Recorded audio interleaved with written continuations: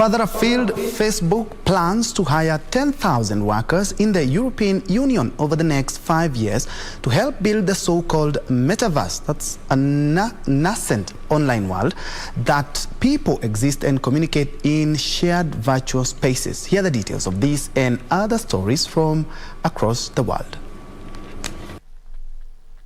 A metaverse is an online world where people can game, work, and communicate in a virtual environment, often using virtual reality headsets. Facebook CEO Mark Zuckerberg has been a leading voice on the concept. The announcement comes as Facebook deals with the fallout of a damaging scandal and faces increased calls for regulation to curb its influence. The metaverse has the potential to help unlock access to new creative, social, and economic opportunities. The new jobs being created over the next 5 years will include highly specialized engineers.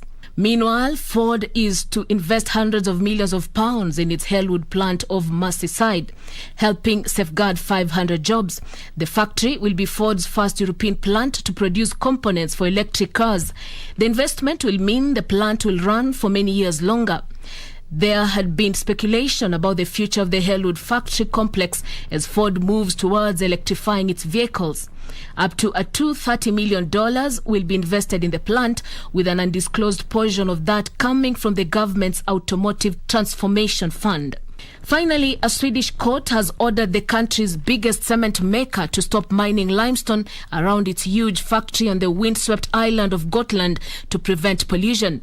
Besides protecting wildlife and water supplies, the ruling could force the plant that makes 75% of Sweden's cement to slash output while it finds raw materials elsewhere.